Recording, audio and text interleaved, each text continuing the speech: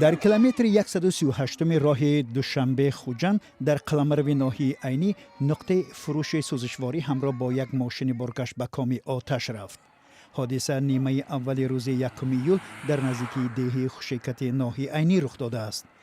در شعبه کارهای داخلی ناحیه عینی در صحبت با رادیو آزادی گفتند حالا سوختار پرره برطرف شد، تلفات جانی نیست. با گفته مقامات ملیسا در این آتش سوزی یگان نفر جراحت وزنی نبرداشته است و کارمندان آتش نشانی به جای حادثه حاضر شده سوختار را خاموش نمودند. با گفته شاهدان سوختار تقریبا در 1 ساعت خاموش کرده شد. حالا آتش نشانها به جستجوی سبب سرزدن سوختار و حساب کردن زیان مالی مشغولند.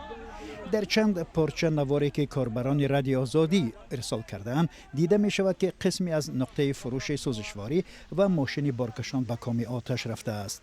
با گفته شاهدان سوختار وقتی سر زد که ظرف گاز مایع را به ماشین بار می کردند و ترکش به عمل آمد. اما مقامات می گویند سبب های اصلی سر زدن سوختار را حالا تحقیق کرده شدند. با گفته ساکنان در چند سال اخیر بار سوم است که این نقطه فروش سوزشواری آتش میگیرد که در نزدیکی خانه های ساکنان دهه خوشیکت قرار دارد. این ترکش باشندگان دهه را در ترس و هراس گذاشت و گروهی از ساکنان خوشیکت جمع آمده طلب کردند که این نقطه فروش سوزشواری بسته و به محل دورتر از خانه های ساکنان کوچ داده شود. از ناحیه عینی و از جمله کنار دهه خوشیکت یگانه راه ماشینگرد پولکی که مرکز جمهوری را با شمال می‌پیوندد می‌گذرد. از این رو در کناره‌های راه نقطه‌های فروش سوزشواری و یا تعمیر و شستشوی ماشین بنیاد شده است که یک عده ساکنان آنجا کار می‌کنند. در تاجیکستان اخیراً چند حادثه سوختار و ترکش نقطه‌های فروش سوزشواری رخ داد.